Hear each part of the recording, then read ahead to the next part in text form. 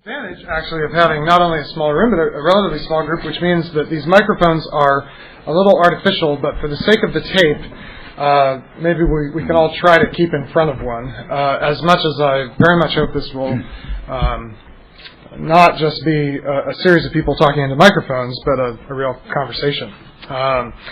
So thanks for coming. I'm Andy. I've met most of you, though maybe not all of you, and it's my pleasure to moderate a conversation about investing in the evangelical mind. We thought that a helpful way to frame the problem was to observe that investing in intellectual life and cultural change is a complicated thing. It's not amenable to a lot of the measurements of success that work in other areas of giving. It often feels harder to get your arms around what exactly you're seeking to do and what kind of change you hope to see at the end of your work.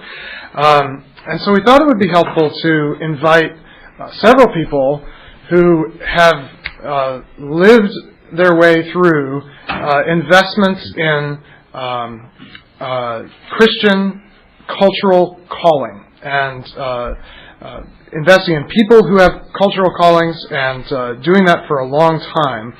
I'm going to let them introduce themselves in a second, but this is not just a theoretical, gosh, I wish we could do something kind of seminar. It's actually a celebration of some things that have worked extraordinarily well and encouragingly well in developing the life of the Christian mind and in developing the kind of Christians who can participate in strategic places in our culture. So what we'll do, I'm going to give them a chance to briefly introduce themselves. We're going to hear a little more at length just about the history of the Mustard Seed Foundation, which Dennis and Eileen have founded and led.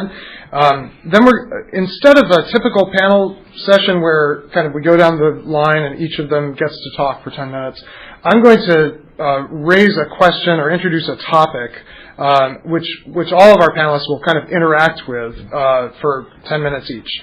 And those topics, just to give you a little preview and to give them a preview, because we talked about a month ago on the phone and maybe we've forgotten, are the value of investing in cultural careers, not just single projects but careers, the time horizon that we have to have when we think about investing in these kind of cultural changes, the viability of this kind of investment, can it really be done in a way that produces results, and finally the value of it. What's the long-term value of investing in Christians in culture as opposed to much more concrete things that we know right away that's valuable to feed people or to provide justice for people or to spread the gospel, but what's the value of doing this ultimately? That's where we'll end up. And our intention is that only takes about half of our time, and then we all get to have a conversation provoked by this conversation. So does that sound like a decent outline for the time? So if you all wouldn't mind, just starting with you, Joel, just briefly introducing yourself, tell us who you are, where you come from, what your favorite item was on the breakfast buffet. Well, the lady next to me raised her eyebrows when she saw I'd grabbed some Tabasco sauce to have with my breakfast. But I'm Joel Carpenter. I'm from Calvin College in Grand Rapids, Michigan. I was just reminiscing that I used to come to the gathering back in the 90s because at that point I was working for the Pew Charitable Trust in Philadelphia back when they had a religion program. I was the director of religion for Pew. And since then, since about 96, I've been at Calvin College. I was the provost of the college, the academic officer for 10 years, and for the past 2 years I've been founding and directing a new research institute at Calvin. It's called the Nagel Institute for the Study of World Christianity. So trying to foster a deeper appreciation of what the Lord is doing, rising Christian movements elsewhere in the world, and rising Christian scholarly movements as well. And what can we do to encourage deeper cultural creativity and scholarship in these rising Christian movements as they mature and look for what God has next for them to do. So that's what I'm doing now. I'm Michael Lindsay. I teach sociology at Rice University in Houston, Texas, where we are still hoping to get power back at our house after Hurricane Ike. And I am here because I wrote a book last year called Faith in the Halls of Power, How Evangelicals Join the American Elite. And it's fun to be at these kind of gatherings. I interviewed Dennis for that project. Dennis and Eileen's foundation helped support my dissertation work while I was a graduate student. I interviewed Joel. Andy read the book manuscript when it was coming out. I interviewed Joel Manby, who knows Mr. Hershend. I interviewed Dr. Collins, Chuck Stetson, Fritz Kling. Basically, anyone in this room, I owe a deep gratitude of thanks. And it was a great, fun project. And as part of it, I really tried to look at how is it that evangelicals have changed over the last 30 years. And one of the 4 sectors I focused my attention on was on that domain of the world of ideas, the academy, and higher education, and getting a sense of how different strategies have worked and how others have failed over the years, and why have things been particularly successful and why have others not been as successful. And so what I want to share some of my experiences is really based upon the research that I did. I spent about 5 years working on the project and got a chance to know a lot of people who are doing tremendous things. And I think there's a lot of opportunity and a real possibility for the future. Good morning. Eileen Bakkes. My husband Dennis and I co-founded the Mustard Seed Foundation 25 years ago, and were early attendees at the gatherings back when it was 30 or 40 people with a vision. And we're here today. We want to talk especially about the Harvey Fellows Program, which is one of our foundation programs. We try to identify talented Christian leaders in academia, business, the arts, and fund them to get advanced degrees at the King's Colleges and hopefully to change the structures of our culture by leadership. She went to Princeton like Michael did, so schools. Dennis Bakkes grew up way out in the woods, Washington State. There were a few Washington State people here, or a few Washingtonians around here, and then went to the other Washington after graduating from the Harvard Business School and went to work in the government, which sounds like a strange place to go for a business person, but I had a great time there for about 5 or 6, 10 years, I don't know, 8 years, something like that, and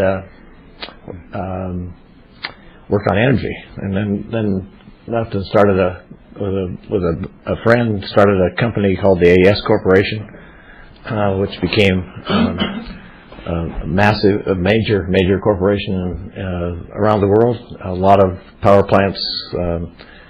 Actually, when I left was in '92. We had 40,000 employees in 31 countries and supplied 100 million people with electricity. So that was, and it was along that time when we started Mustard Seed Foundation. Actually, we started it before the company almost, or about the same time as the company started, thinking maybe our first thing was we're going to give everything away. If there's ever anything, but we started it way before there was anything, so that was one faith. But that's, and now actually, Eileen and I are gotten into from an organization, nonprofit organization, and we run charter schools. We operate and run them, start them. We now have 35,000 students. This is a 4-year trip we've been on. In 13, 14 states, so 74 schools, and this year we've become the largest operator of charter schools in the United States. So we're growing fast, having a lot of fun, trying to keep up with 35,000 students. That's awesome. I thought it would be good actually to give Dennis and Eileen give you a little more chance to fill us in on the history of the Mustard Seed Foundation and at what point the Harvey Fellows Program, which we want to hear about, kind of came into your picture. Well, it's interesting because we started Mustard Seed as I said 1984, which was only 3 years after we started AES. we also started a school and a family and a church in the same 5-year period. So Eileen said, "What does that take? Means what does that mean?" Well, it means we were exhausted. But the foundation. I'll just take a couple of minutes to go through the history, kind of, and because it's evolved over time. We started. It was a family foundation and we were told by the Duke experts that in small foundations that it was the only foundation in the country that was made up of, the boards was made up of totally of 3 generations of people from the husband and wife families, both sides of the family. And I don't know if that's really true or not, but it's the only one. But it's very unusual, and that's what we've started with, and we've continued with that. That the board members and everybody participants. We even have a few staff members who are members of the family, but most of them, we have 20. We now have 18 staff members. Only 6 of whom are in the United States. So we started off obviously in this country, but very quickly decided that we were going to be moved outside, and we would do small grants, really small grants. Our average size grant is about a little under $5,000, and we started that way because we didn't have any money to start with, but we kept with it. In fact, if you took away the U.S. grants, the number is probably $3,000. We also, another thing we've decided, we're going to go through churches. Everybody else we saw looking around is mainly going through non-church operations, sort of parachurch operations, which are fantastic and growing. So we stopped taking grant requests from Colorado Springs and decided that we would just concentrate on churches, and it was tremendously risky because most of them, don't handle that. But we took lots of risk. Now, so primarily through churches, about 70% of the money goes outside the United States. So we're really, really strongly international, and we started with a few $1,000s, and now we give about $10 million a year. 50% of the money is spent on our major church programs. The one that we really started with, which was to go through churches, to do all kinds of things. So to start new churches, to expand programs, to do economic empowerment kinds of things, a lot of micro lending, that kind of thing.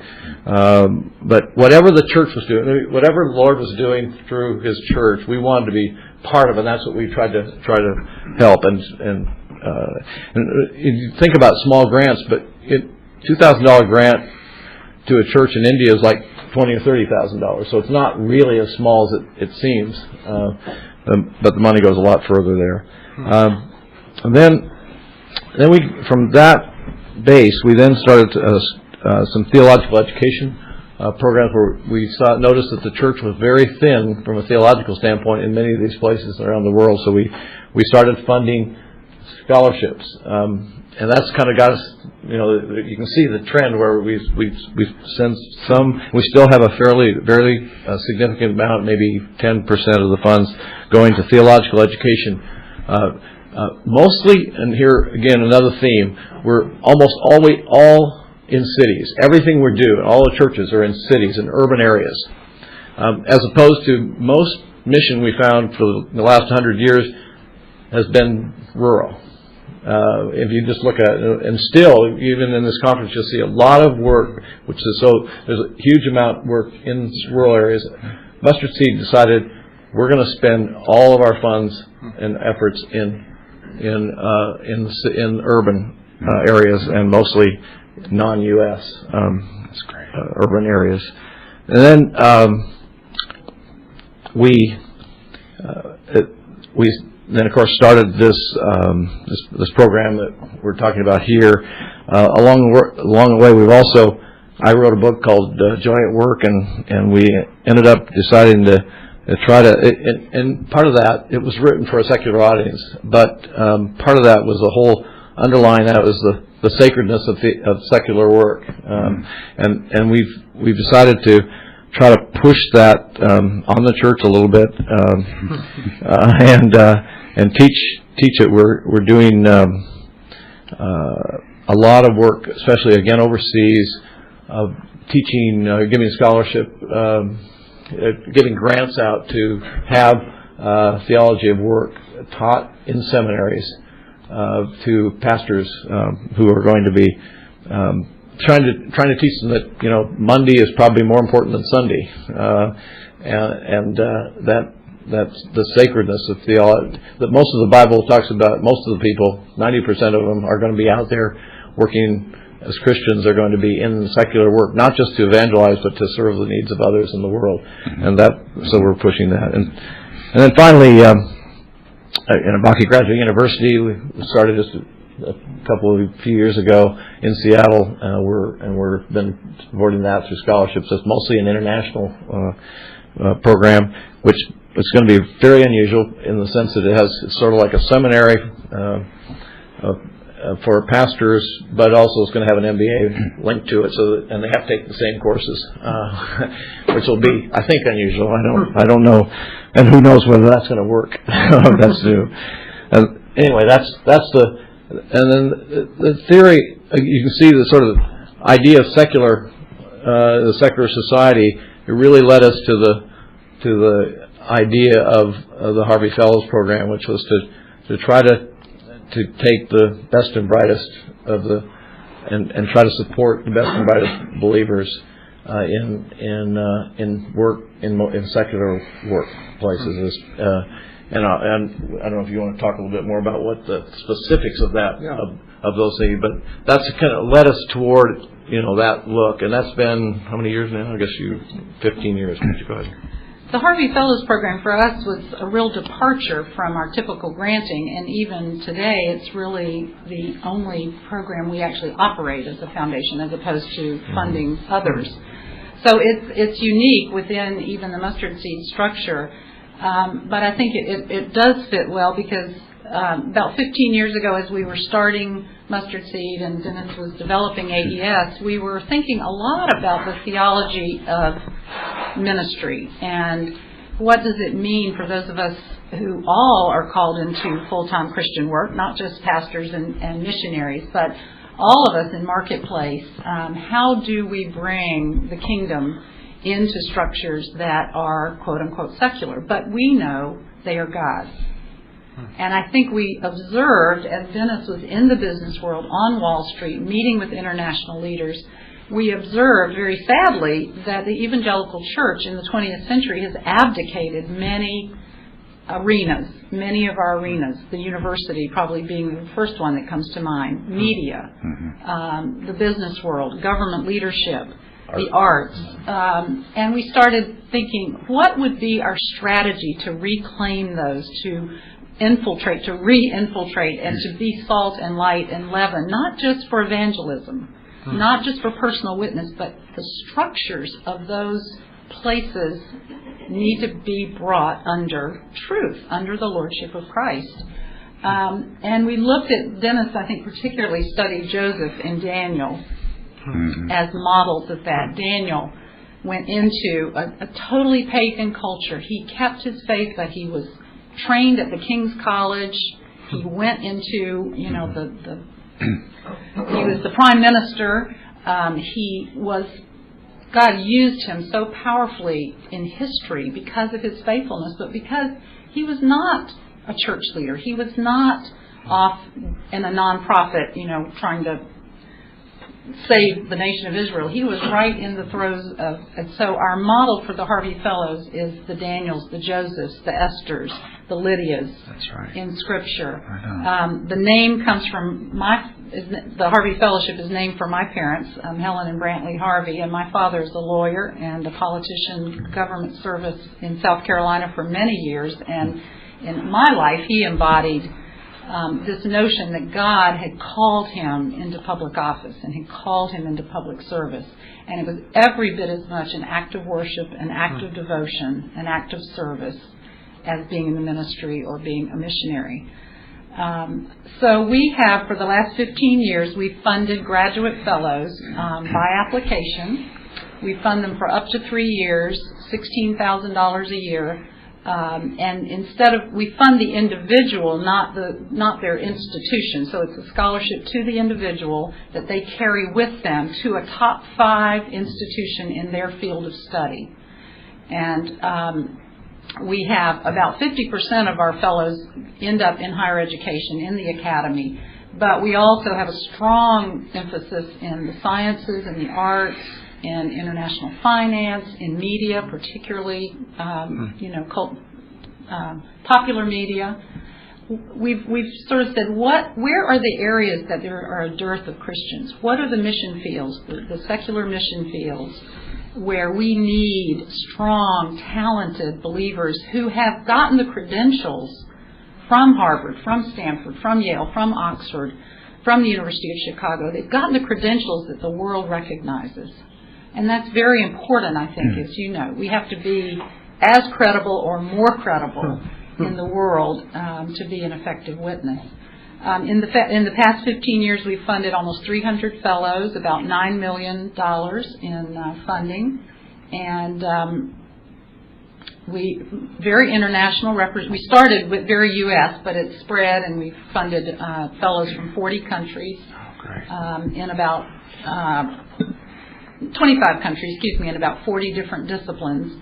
And we're just embarking this year on a fellows program called the Daniel Award in India, where we will do the very same thing with the top institutions in India, trying to stem the brain drain and the Christian brain drain from India, so that hopefully those top leaders will stay in country and be an influence.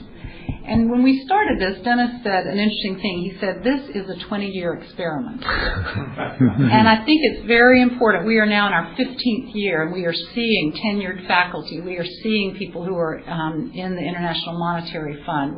One of our early fellows is head of the Google Foundation, and Michael Lindsley, professor at Rice, and many others. But it's a long-term strategy, and we know that God's going to bear fruit in this. It's very risky. To fund a 22-year-old, a 23-year-old who has a vision for their lives, they may make it, they may not. So it's not. It's definitely, we're investing in people's lives, and we are trying to encourage them. We do a summer institute of faith and vocation to try to help mentor them and equip them and network them with more senior fellows.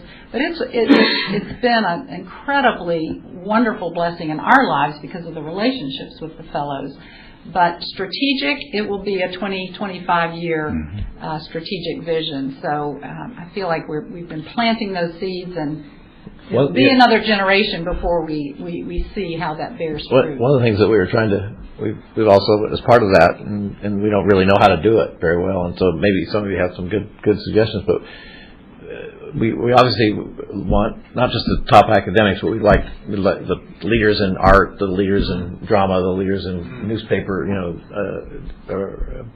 Pulitzer Prize winners. We want some of those, but we want organizational leaders, whether business or top leaders, but picking them out, in graduate school is really difficult. But that's one thing we really would love to, and we're praying about is to figure out how to do that. And we have a few that we think are moving that direction. The top, be government leaders, political leaders, whatever. We would love to do that, and that's probably the latest kind of cutting edge as to how to make that happen, and to find these people at ages that you really don't know for sure. And so it's risky. It's all get out. I mean, this may be just thrown away. This is not a real. You never know. The Lord we don't really know.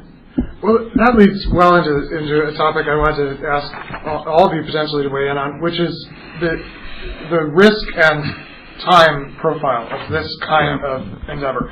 I think there's been a real emphasis, for good reasons, in philanthropy on relatively short-term defined projects with very clear measurable outcomes.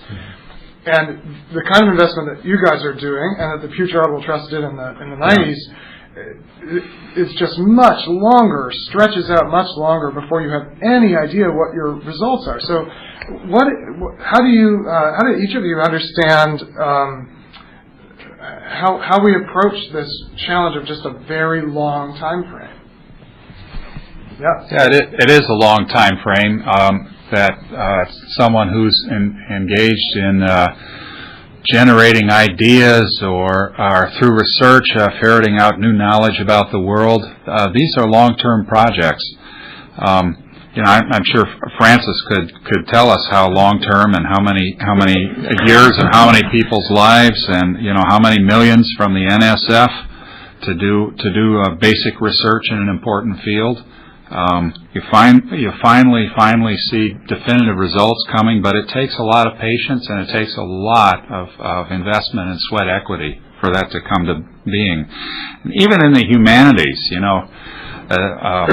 Dean's joke about which fields are least costly. One says, "Well, it's the mathematicians. They just need chalk and erasers."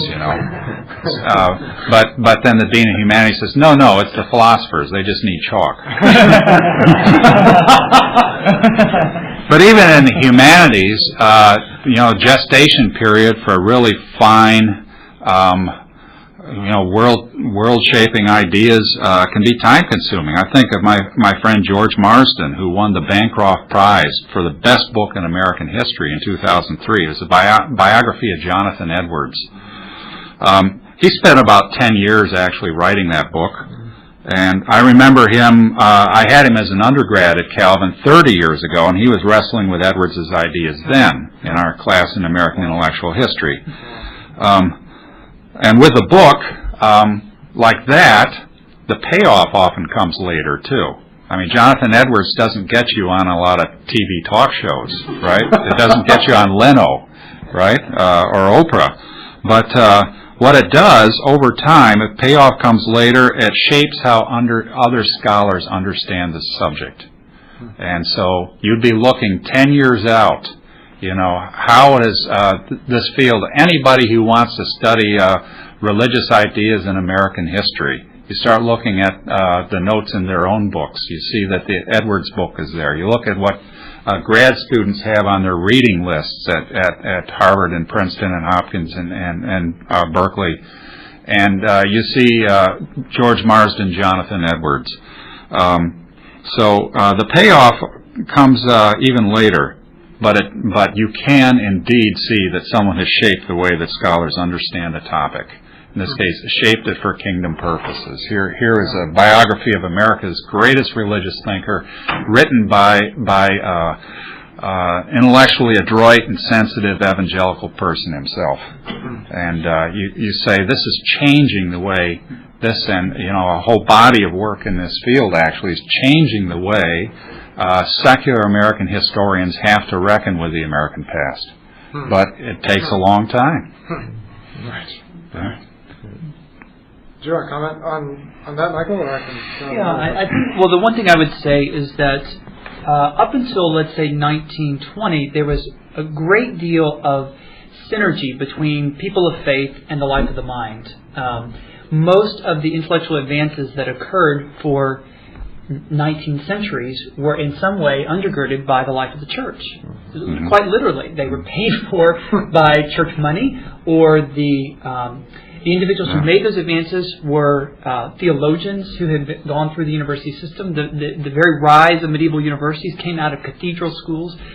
So much of what we enjoyed in terms of the nexus between the mind and faith had been cultivated for 19 centuries. In the course of about 60 years or so, that tie became severed. And in many ways it went along with the sort of specialization impulse in the life of the mind. And what it allowed is that we could compartmentalize all different forms of knowledge, including the life of faith. And what used to be at the very centerpiece of a university education, being a course on moral philosophy, which is often taught by the college president, suddenly was no longer taught by the college president, but was outsourced. And you have the proliferation of student personnel leaders who are now put in charge of maintaining student life. And what happens is that there's a separation between what happens in the classroom and what happens outside the classroom on the college campus. And so you have this sort of separation. I think what has taken place, the fruit that we can see by at least the two initiatives that are represented on this panel, that work of the Mustard Seed Foundation and the Pew Charitable Trust, is actually a dramatic example of how an investment of, let's say, 10 to 20 years can yield very significant fruit. The problem is that the way we approach philanthropy today is that we want to see an investment in 18 months. And so I just remind you that the sort of historical trend, we benefit in many ways from inertia. Much of the university education in the 1950s was not all that different than the university education in the 1920s because there was a lot of inertia. It takes a long process to change things. And actually, I would say that the way that higher education looks today, in many ways, does not reflect my experiences as a graduate student. They reflect the experiences of my teachers' graduate experience. So that many of my teachers are far more discouraged about the difficulties of the life of the mind and life of faith going hand in hand than I am. And I think it's because they were in graduate school in the 1960s when it was much more difficult than it is today. So I think that taking a longer view and actually seeing what's happened, let's say, in American higher education over the last 100 years is a helpful antidote.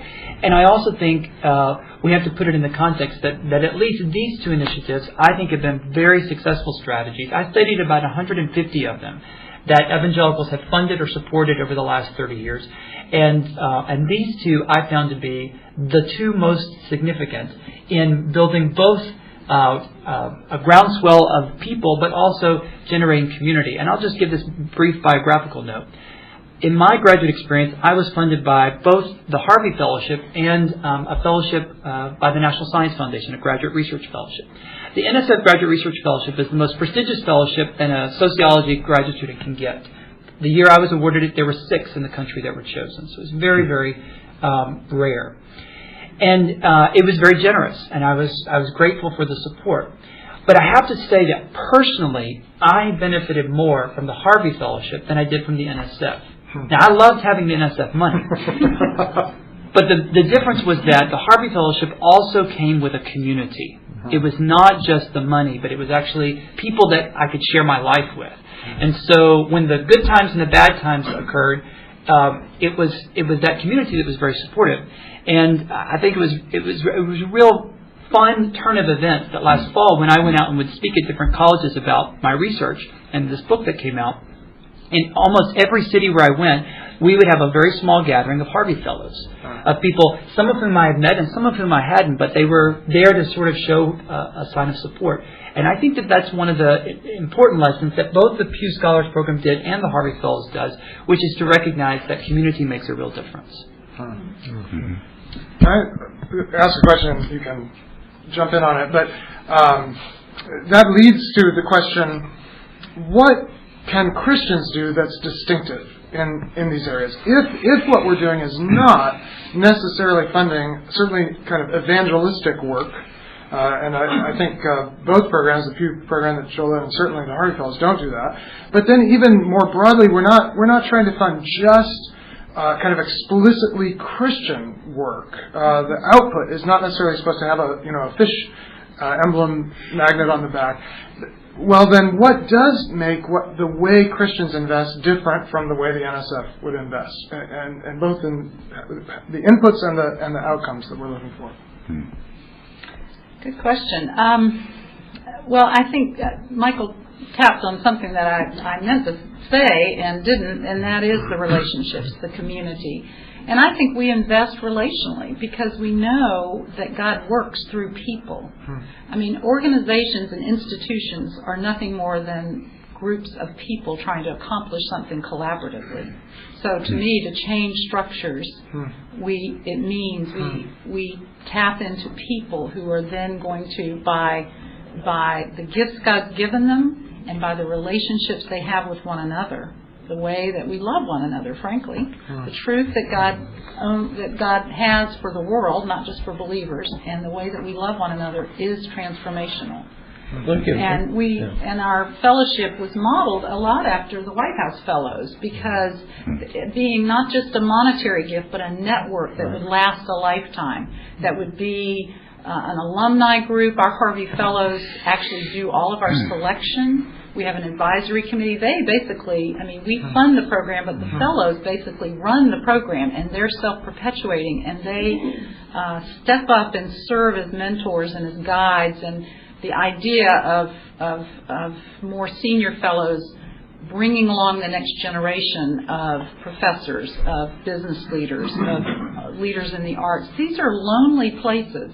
The church has not really equipped and affirmed marketplace leaders.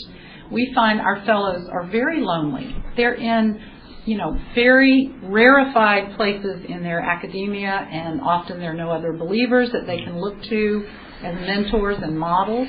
And we have, in application after application, these scholars say just the existence of this fellowship is such an encouragement to me. Whether or not I get the money, you have affirmed that call that God has placed on my life, that maybe the church, maybe their family has not really affirmed as being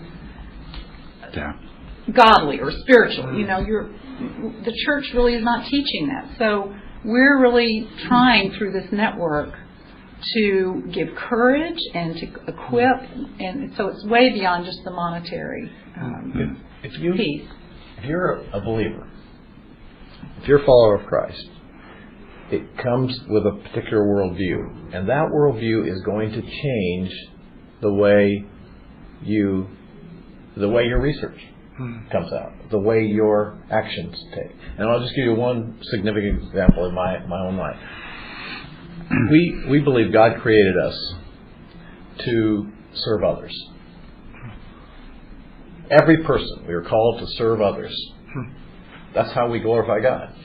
We're called to serve the needs of others, along the way meet our own needs. You start in Genesis, and that's exactly, they were all about serving. So if you're going to business, and you're going to go and you have this view of the world, you have a very different view of profits, for example, as being, profits are not the goal. Needs, yeah. The goal of business, I taught this for 20 years on going to Wall Street. The purpose of business, the purpose of AES was to serve the needs of 100 million people with electricity.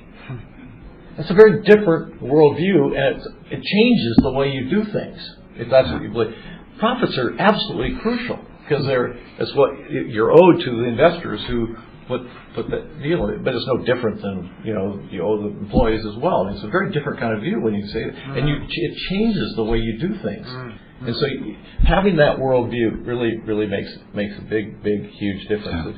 And so you're looking for folks who will change society with just that one little thing in terms of the whole business world. And in every one of these disciplines, there, I think, is that kind of difference that is made. So it's a huge difference. If you don't run the organization different way, if you believe that you're there to serve, the whole leadership function becomes, instead of being boss, you are a servant. Right? You let people soar. You are there to create an environment where people can just achieve what God intended them to achieve, to serve the needs of others. So you see, it's a very different kind of thing that happens, and so this is a radical kind of change that takes place if, in fact, you can actually get people into those kind of spots with the Christian mind. Joel? I was thinking in regard to academe in that sense too, and it needs reform. It needs change. It needs people who actually believe that this is a noble calling, and that universities, they're products of Christian civilization. They were first designed to study these things to bring glory to God. Their more secular version, 20th century, disinterested pursuit of truth. Still a very noble goal. Today, more and more, you see people going into academia as careerists, right? I'm there to make fame and to make money, right? And you see people selling their research services in a sense, So a friend of mine in Scotland, Andrew Walls, complaining about this, saying, I have colleagues who are boastful about this wonderful big grant they got from a biscuit company to test cookie dunking, right? Or our schools of business who have ethics chairs that are endowed by tobacco companies. I mean, those are extreme examples. Many people still, wanting to go into academic work for noble reasons.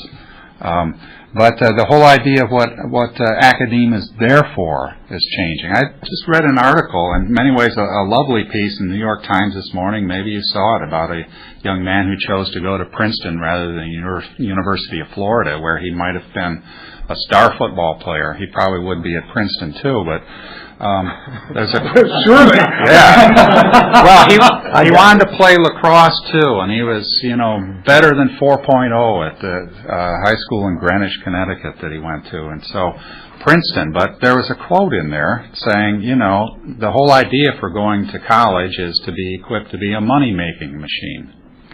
And so whether it's going to Florida and doing it, coming out as a pro football player, or going to Princeton and coming out as a broker or something, that's why you go to college. Christians can't go in with that sense of calling. I love what the Jesuits used to call it, the academic life, the life of ideas. They call it the intellectual apostolate. In other words, you're being called to be an ideas missionary, a research missionary. That this is a calling from God to do well by other people and to glorify God and to discover the wonders of God's creation. And so I absolutely right on with Dennis about motivation and calling is just can have reformative effects. At very least, and as the Apostle Paul says, to shine as bright stars in a dark world. One last question or prompt, and then we can start talking all together. But can you tell us a couple stories of? I think one legitimate question is this possible? Right? I mean, something can be attractive and plausible, but still not seem possible. And so it seems attractive that we would have these kind of people in places of cultural leadership. Perhaps plausible, but has it really happened? And where have you seen it happen? And what does it look like when this initial investment or long-term investment bears fruit? Where have you seen it bear fruit so far?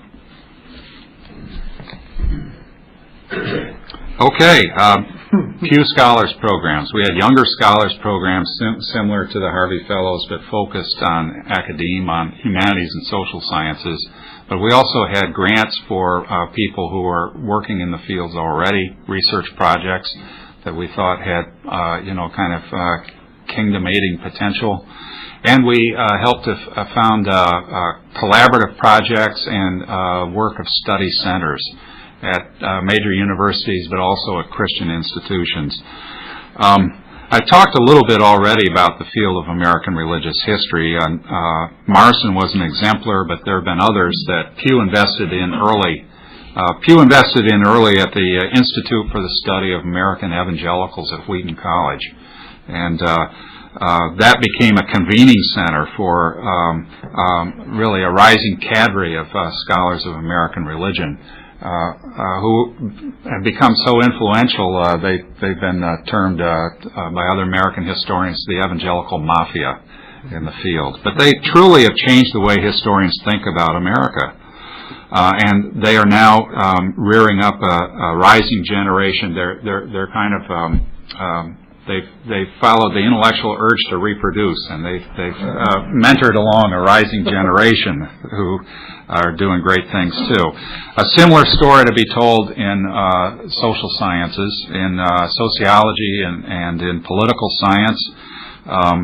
They're a group that Pew invested in early. John Green from the University of Akron, Guth from Furman, Smith from Calvin, Kelstedt from Wheaton, so-called Gang of Four, who virtually invented the whole political science study of religion and politics in modern times, and helped to invigorate and grow a Religion and Politics Study Group within the American Scientific Association. And Green now has been hired by this Pew Forum in Washington. You hear him on the news all the time, quoted all over the quality press on religion and politics issues. He's one of the nation's key researchers in that field. I could go on. The session just down the way there, Mike Cromarty from the Ethics and Public Policy Center, and he's had this Evangelicals and Politics Study Group going for a long time, and he's become a major convener of journalists on religion and politics.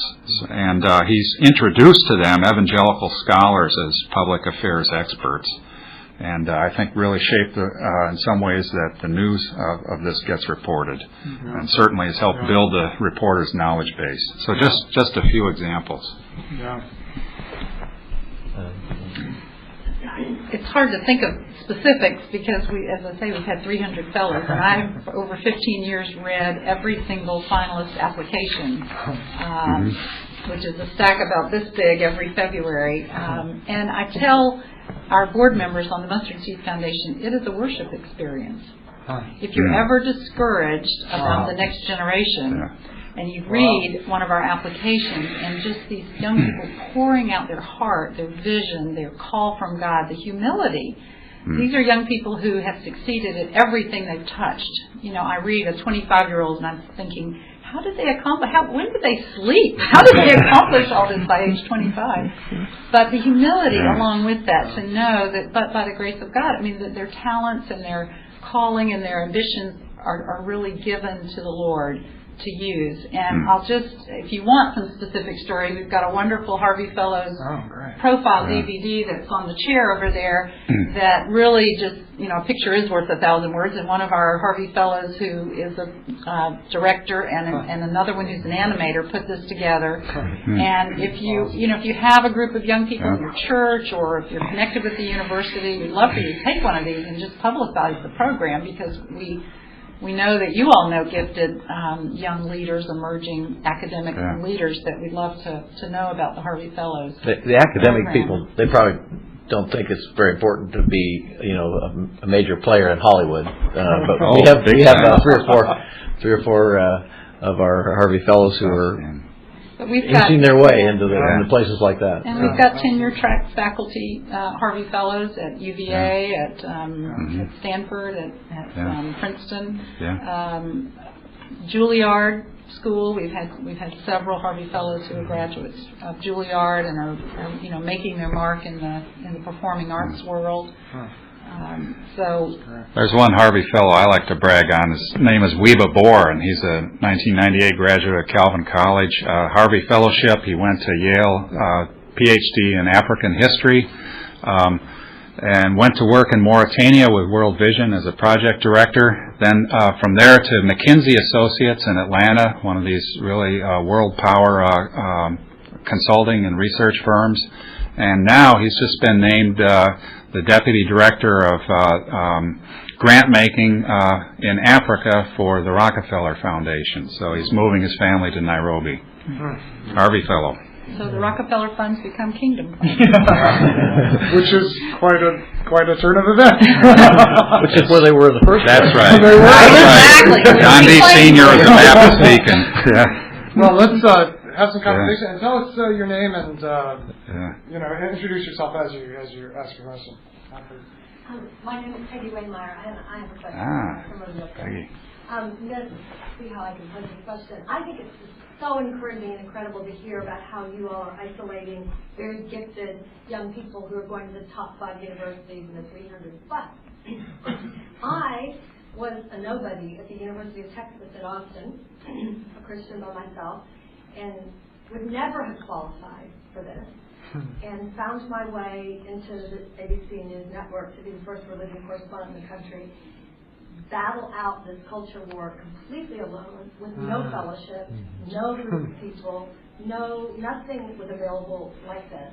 And I have to say, there are thousands of young Christians who are nobodies, who don't have a vision and don't have the support because they're not going to go to the top 5 universities. But God is going to send them into the most unbelievable places. So my question and my burden for young people when I go out and speak, and I'm on the board of visitors at Wheaton, and I have a daughter at Wheaton College, and it's all confidential here, I hope, but I was asked to speak in chapel recently, this last year. And my vision is, how do we get young people in the church to even have, how do we get the church and people, not even like us, because we're so specialized, but normal Christians in the church, to give young people who are just regular people this unbelievable vision for not just the mission field, but the difference they can make in the culture. Because I was stunned at what a lonely place it was to be in network media. And all Christians said, oh, now we've got Fox, now we've got this. It is a wasteland still, let me tell you. I know my friends who are the executive producers of Good Morning America, Nightline, 2020. There are, in management, not a lot of people at the major networks and in other places. And we get all excited when there's one and we put them on the cover of a magazine. But we're losing this war. So when I was to Wheaton, I said to my daughter, what do we say? She goes, Mom, the girls especially, there's just no vision for, we can make a difference in the world. Nor do you even want it. It's just like when I was back at Dallas Seminary. Do you want to go out there in that nasty world? You know, don't do that. That's really dangerous. So who's telling them? Yeah. Who's telling them? Yeah. So I said, so what should I say in chapel?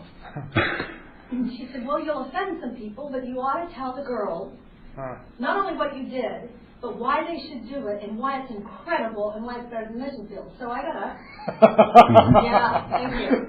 And I did. And I had young women coming up to me in tears, literally sobbing afterwards. We never knew we could do this. Wow. Wheaton. Yeah. Don't tell anyone I said that. Been there. But I'm talking, what about the University of Texas and the University of Florida and these schools? Why are local churches not telling young, normal people who aren't going to go to Princeton and Yale that they can do what I did? And I must have had the gene that didn't need support and could do it, but a lot of kids can't. So I think if we're going to win these culture wars or whatever, we've got to mobilize whole teams of young people who aren't brilliant but talented and gifted and called by God to go into the media and into not just universities, but all kinds of places, and we're not doing it. Yeah. And when you think about it, if you've done it, like I was this little role model in one little niche, you wouldn't believe the hunger, especially young women, if you're women, who just say, oh my gosh, how do I do that? It's impossible. How do I do it? Like, does your church talk about this? Are there any Christian professors that can tell you how to do this? Because they're in academia, so they don't really tell you how to go to these other places. But I'm sorry. I'm feeling you're on track with You're absolutely right. It's too, it feels terrible to me too, but we could only had so much money and we only had so much, and we had to say, we had to go, but we had done this. There are, actually, one of the problems is, there are a lot of those schools, a lot of the Christian colleges, who don't want me to come. They don't want this message. There have been. I probably spoke in chapel at about probably 20 of the Christian schools in the last 3 years. So there's some hope that people are willing to open to this kind of message of what society. In other words, heading people to be excellent in secular work, basically as a ministry, and that's not being taught very much in many of our Christian schools. So Christian schools just have a small slice. These parachurch organizations, like I was in Campus Crusade for Christ, Young Life, Campus Crusade, the places where the believers gravitate at the big universities. Yeah. When I was in college, they said, you've got to go to full-time ministry. I mean, these parachurch organizations need to be encouraged to teach the young believers at the state university what they can do outside ministry. You betcha. I think their understanding of Jesus Christ as Lord is too small and too truncated. That's the problem. Read Colossians 1. Read Colossians 1. All things belong to Him. Well, pipeline standpoint, I'm curious with the charter school production you guys are doing, and looking kind of historically at the body of Christ, and as was mentioned, the Jesuits, how families who have no resources and are in dysfunctional school systems can educate their children who have intellectual capacity so that they're prepared for a rigorous college curriculum. So I just want to hear a little bit about what you guys have learned in the charter school business, and maybe lessons that were already learned by the Jesuit model or Catholic school model that you've been able to tweak. Because I know charter school is very different because it receives public funding, and we still think the public square is inappropriate for spiritual content. I think it goes back. I think Peggy's question about giving young people a vision goes back to we've lost our boldness. We have allowed society to privatize our faith. We have really acquiesced. And I think the turnaround, the exciting thing is I think there is a renewed determination to undo that, but it's going to take some time. And we have a bad theology, frankly. Our churches and our parachurch organizations have told young people and all of us that your real Christian service is either giving money to missions, volunteering at the church, or going into full-time Christian service. And I'm sorry, but all of us are in full-time Christian service. And I bring as much passion and hopefully humility and integrity and God's righteousness to the charter school world as I would if I was doing Christian schools. They are not Christian, they're public. But I am determined in my work to be salt and light and to make them as kingdom-centered and truthful and right and good as they can be. And I think if we give young people that vision, that is the ministry God's called you to wherever it is. If you are a garbage collector, do it as unto the Lord, and God will use that. So it's not just leadership. We have chosen because we feel like the leadership often sets the tone for the rest of an organization. So that is one strategy. But I think Dennis's comment about teaching pastors, all of you are in local churches. Go home and challenge your pastors to talk about the sacredness of work. Commission your lawyers. Commission your school teachers. Commission your young people who are going off to college in IT and in psychology and in, they're going to, not just the people who, this gathering, we love to fund people who are front and center for the gospel in witness and in evangelism and in service. But that's a small part of the kingdom. That's a very small part of it. However, read the last chapter of my book called, it's titled Enter into the Master's Joy. It's really a separate book, but it's on that and on this very subject of what we're supposed to be doing in the secular world.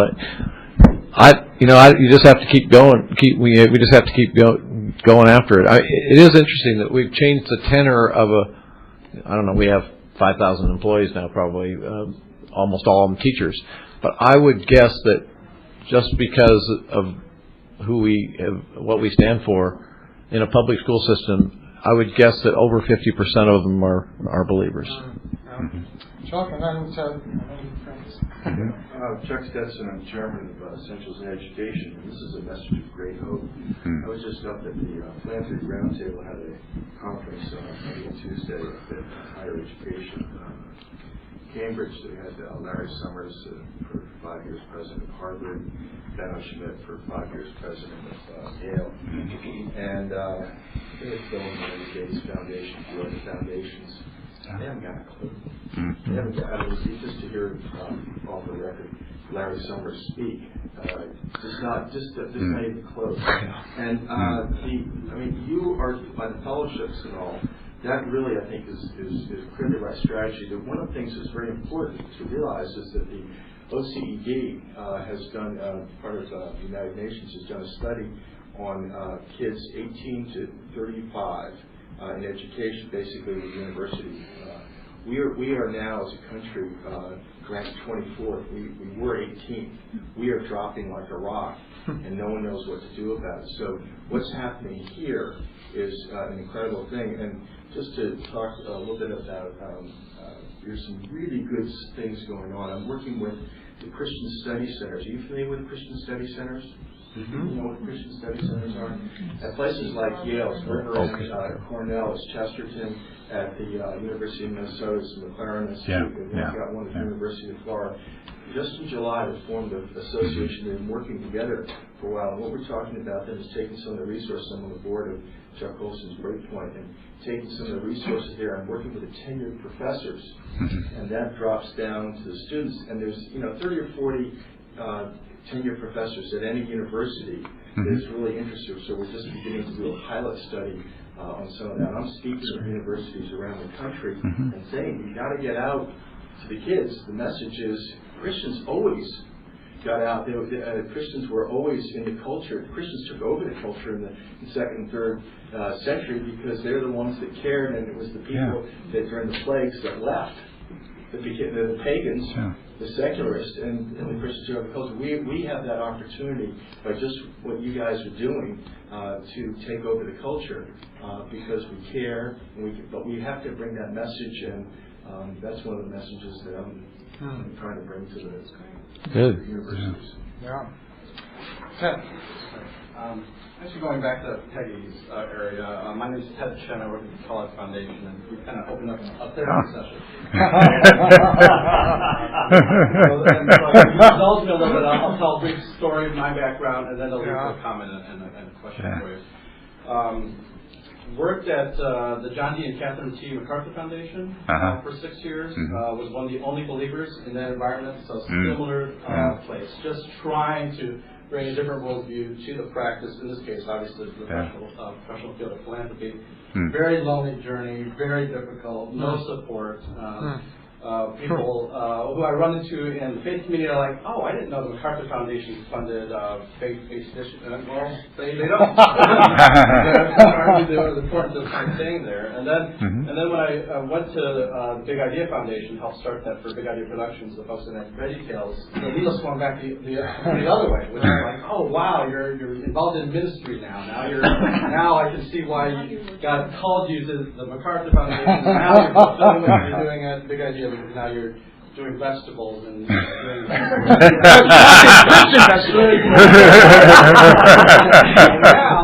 after going from vegetables to cereal, I shared this with you. Cereal. Meat and dairy now, my career is kind of. Or I've gone from Bob the Tomato to Tony the Tiger, basically. Yeah, cereal's important. We gotta have that cereal. Yeah, now I'm swung back the other way, which is. Again, I'm getting all the comments again, like, oh, God, wow, I didn't know they did Christian ministry funding. And I said, well, they don't. And I guess the point is leading to, one, the difficult journey that all of us were called, which are much more, I think, trying to be going through the loneliness of trying to be influential in all the spheres that God's called us to. Yeah. And I love your story about the person that's going to Rockefeller, but this is where it's leading to the comment. To me, that's now the beginning, not the celebration. Now that that person in Rockefeller, is there some strategies or ways to connect that person with folks like me in there or other places? Now that's where you can start to build the fruit. Now it's not just a celebration. We finally made it and we got them there. Now, can we start to put some infrastructure, some support, some professional networking, so the community actually leads to why you finally made it into those environments in the first place? So, the therapy part of me is coming out. Comments about thoughts about how you start to take this to the next level now, because that's now you took the risk. Some of the risks are paying off, and now this is the time to capitalize on the fruit of that, not just celebrate. It doesn't get any easier, I think is your point.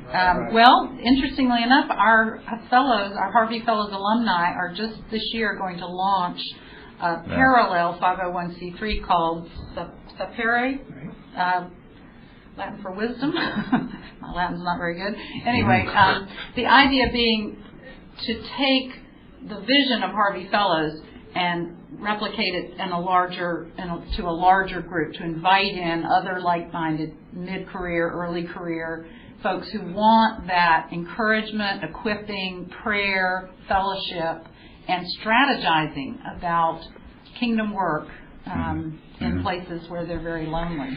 So I think that's going to meet a huge need. We encourage them not to use the Harvey Fellows name and to be, independent, because to not be an alumni association, but to really broaden that. And I think the vision is really exciting, and I think it's going to take hold. They're thinking about regional gatherings and funding some writing, but just sometimes just to know that there are others who are struggling, the same struggles you have, and just that connection and that encouragement. I think I would say if you're lonely, start mentoring other younger people, because they need it desperately. Yeah, and then a quick follow-up. I think what you're hearing my voice isn't just the community aspect, even though I think it's important. I think it's now you're in a unique position now to actually have relationships that cross field or cross other areas where you can actually create something that couldn't have been created at all without that earlier combination. I mean, the quick metaphor is like, I think what happens, with the computer science industry, with getting computers to the power of it is, and then the advances in the life sciences, then that actually allowed DNA sequencing to actually take place. So the innovations weren't happening deep within your solo field, and then you kind of did it on your own and were creative on your own. Now I think all the innovations and the things that are popping now are these cross-field connections. So I guess I was leading more towards not just fellowship and then feeling like you can go and build some type of community in your own siloed area, but you start to work at cross purposes, not cross purposes, but cross collaborative way, where you're actually, and that's where I think the big movement is going to actually change place when you can start to put some of that together. That was where I was trying to head with that. Yeah. I just wanted to say, Ted, this is such a good. I just amen what you're saying. And one of the reasons why I was so grateful that Fred Smith put this particular panel in the portfolio for the gathering was because as a Harvey Fellow, and when I served on the board, I was always very uncomfortable with the fact that there were so many fantastic people who are not funded, who, or maybe they were not at the institution, but I thought they should be part of the team. We need to have them part of it. And so over the last 3 years or so, there's been a group of us who have been really interested in building a whole platform of initiatives. And that's where Andy and I actually got the idea to have this particular forum. So this is the come to Jesus moment, in that we are looking for some folks to partner, because we have a variety of different ideas that we would like to try and create venues where people at different stages could have a sense of community and could have outlets. So we would love there to be a version of the Aspen Ideas Festival where we would have really thoughtful Christians, not just speaking about Christian topics, but bringing their experiences at Kellogg and Rockefeller, but then also because they embody what it means to be a follower of Christ. It's part and parcel of who they are. And there are three things for a movement to really take off. You have to have human capital, the intellectual gravitas for things. You have to have the ideas to be articulated. You must have financial capital, because there has to be an investment. Strategic or venture philanthropy is required. And you must have social capital. There have to be overlapping networks of people in institutions that have influence to be able to bring about wider cultural change. Exactly. And the beautiful thing is that we have actually witnessed in our lifetime the success of evangelicals using these three ideas in one particular domain, namely politics. 30 years ago, evangelicals were off the radar map of every political commentator.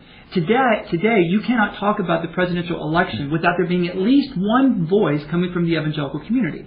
Why is it? Because there were a group of funders who were willing to say, we need to not only get Christians running for office, we need Christians who are working on ideas in the think tanks, which set up policy agendas.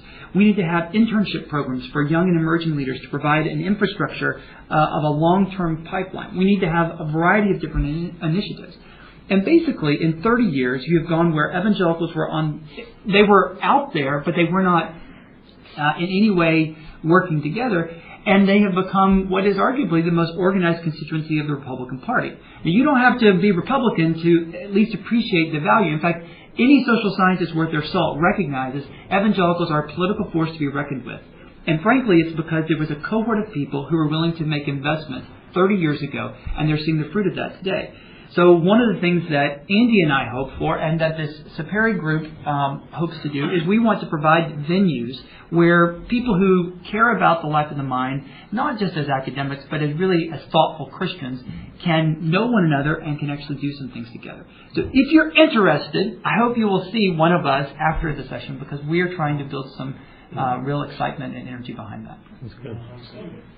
Francis had his hand up earlier. Still want to... Yes, so it's a very interesting discussion, and certainly the life of the mind in many of us it translates into an interest in science, and yet this is certainly one of those mission fields where evangelicals are perceived as unwelcome and arrive in that field in relatively small numbers for various reasons, and that cannot be a good thing for the future of our world. I think most people are predicting this will be the century of life science, so it's particularly important to see Christians drawn into that field. When I talk to people who've decided to pursue biology or some related field, many of them computationally sophisticated now, because that's where a lot of the excitement is, where did they get the sort of moment of inspiration to feel that was a calling to them? It often seems to be in sort of the high school years, where you have an exposure to science, you see the intellectual joy of being able to figure something out from basic principles and applying those to an experiment.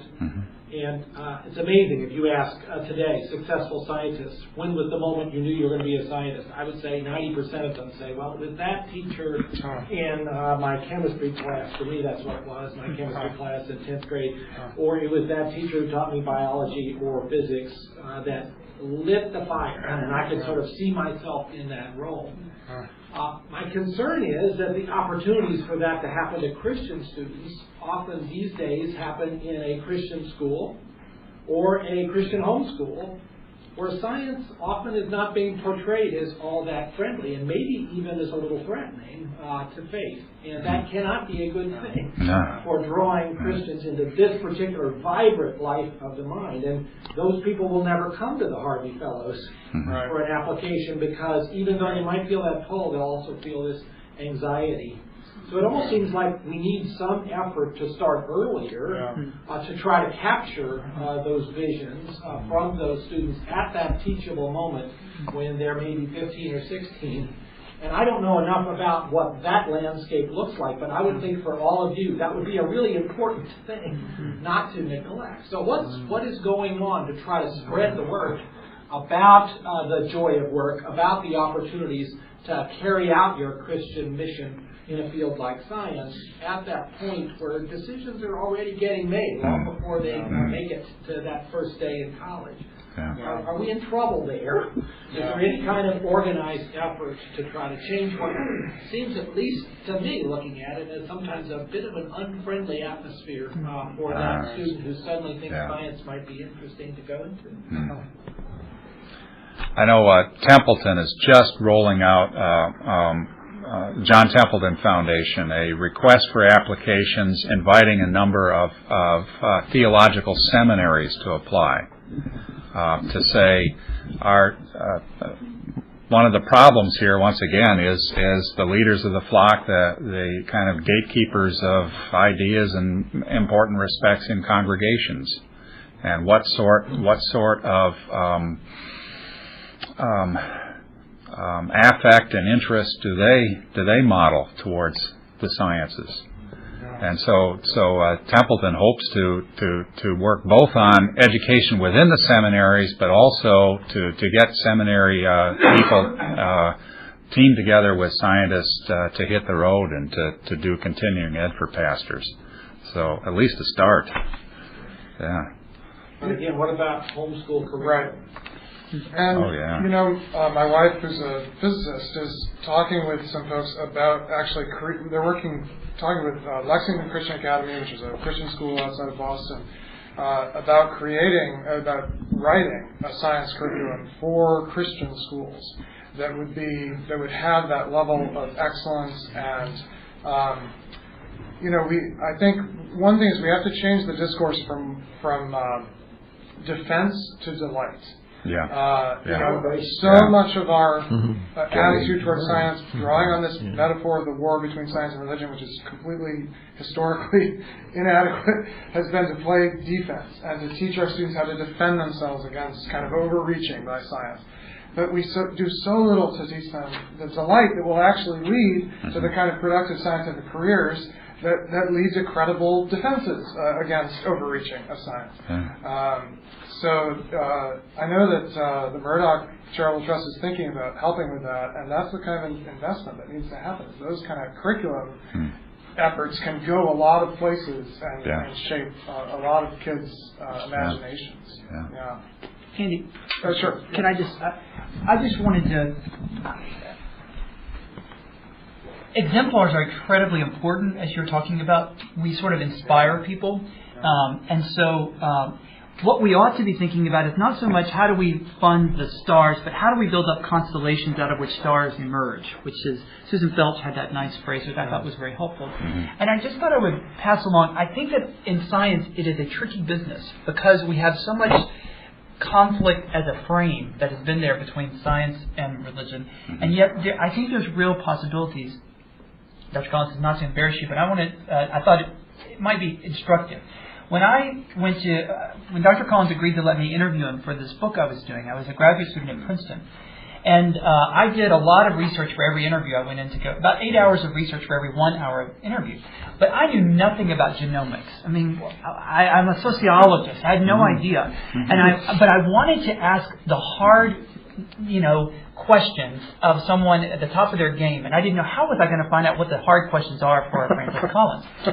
So I wrote to Shirley Tillman, who at the time was the president at Princeton, who herself was a genomicist, and I told her I've got an interview with Frances Collins, and I'd like to sort of learn from you a little bit of some of the things that you might be interested in that I could ask that would be helpful for my work. And that's how I did a lot of the research, is I would pre-interview someone by interviewing somebody else. And that helped me sort of learn the field. It was a great strategy. And because I was a graduate student at Princeton, and I think because she doesn't probably get these kind of requests, she said, sure, come by and see me. So I went to go see President Tillman.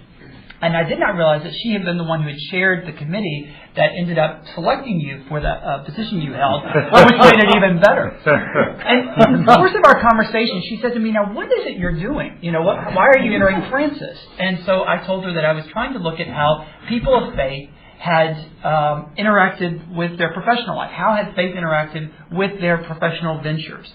And I said, I don't know about your particular faith experience, but did you know that Frances Collins was a person of faith? And she said, absolutely. She said, I've known that a long time.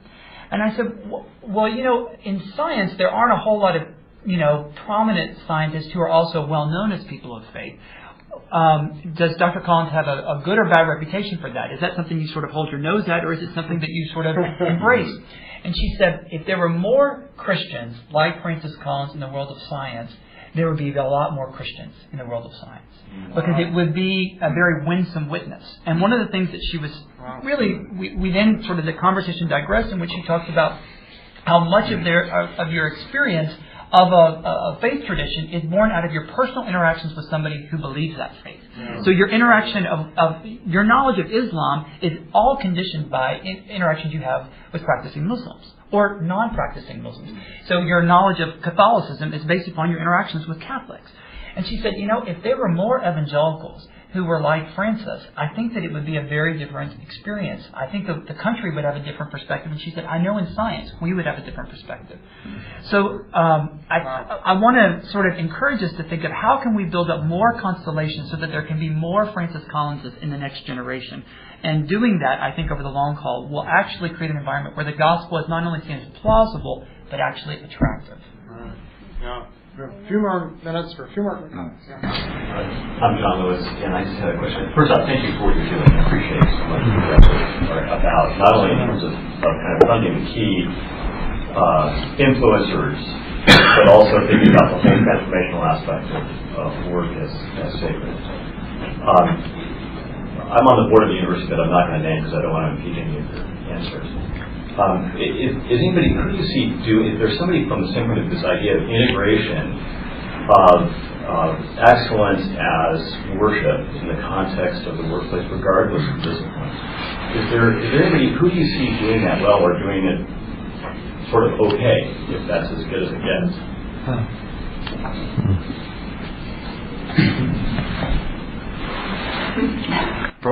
You mean from a practitioner, or you mean from a? I mean, there's lots of practitioners. I think. Well, no, I'm thinking about it from a university standpoint. University models of.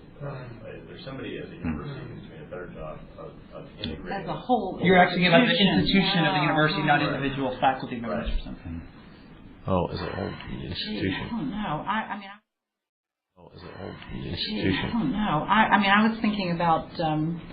Robbie George at Princeton, I serve on the James Madison Advisory Board, and he's stepping up very courageously to talk about the Constitution and history and the American. I don't know, I can't articulate it as well, but not institution wide. But he is really providing a very important leavening at that institution. We were talking earlier about the Christian colleges. I think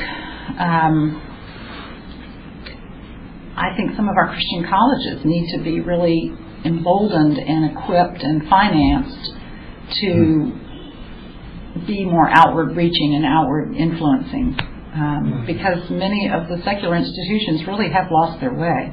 I think they've become so specialized and departmentalized, and they're so postmodern. There's really no coherence to education at many institutions. Our kids all the products of those, and it just broke my heart to see, the amount of money and the time that we spend in many of our institutions of higher education to come out more fragmented than they went in, and more skeptical and less encouraged in their faith. So I don't know. I mean, I'd love to hear. Well, I'm an interested party. Yeah, I'm an academic. Well, for me, it's testimony. I was hearing Peggy talk and thinking about my own rearing, and I was at a youth camp and got up to testify about a calling from God, and I said, I believe God's calling me to be a history teacher and a football coach. And they thanked me for sharing, but I could tell that those weren't on the list. No, they are. Yeah, today maybe football's getting made the list. But I went to Calvin College, and it changed my life, because there was a place where they lived and breathed this idea that this whole world is God's, and Jesus Christ is the Lord of all, and all things hold together in Him. And so all these things, you worship God when you respect God, you honor God when you study them, and look at them hard, and you're not afraid of any of these fields of inquiry. It's a doxological study in a sense. It's praise to God, and that just changed my life.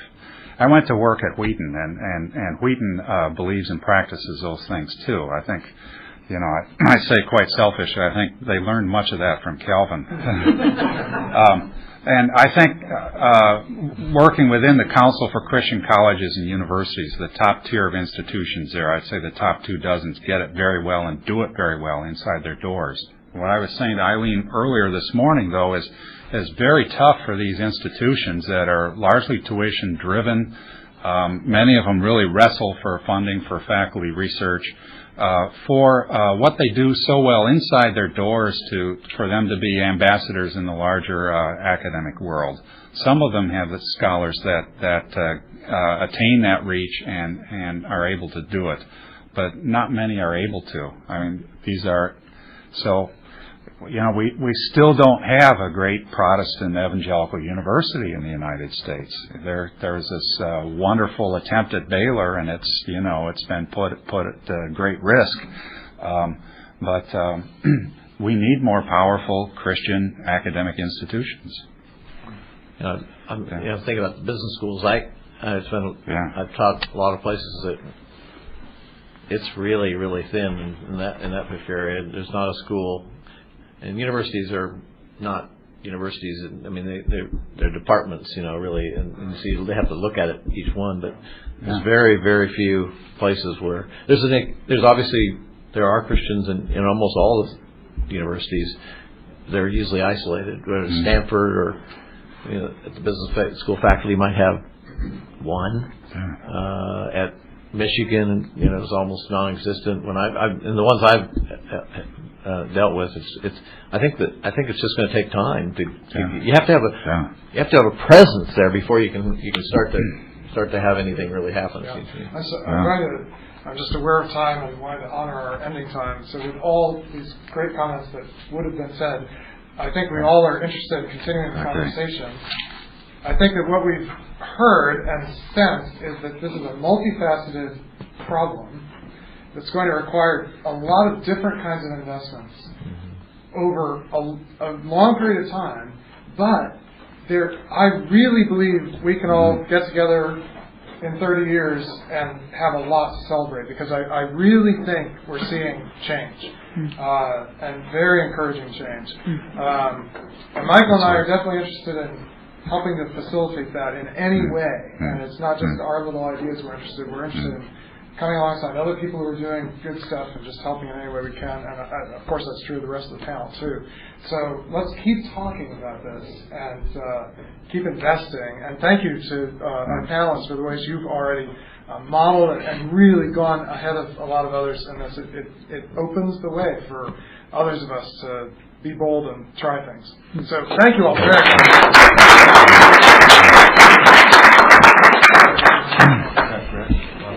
It's great to be on this. Yeah. So glad to Thank see you, buddy. Yeah, sure. sure. You know, it's not early Hey, Drew, how are you? I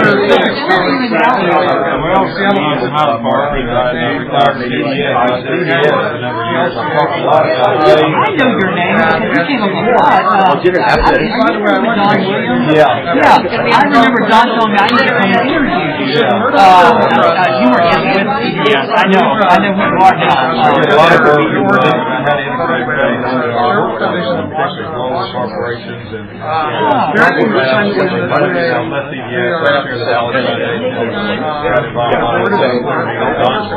Can I come have coffee with you sometime? Yeah, I'll go to I love it. My wife's family is at University Park. In fact, that's where we're currently evacuating.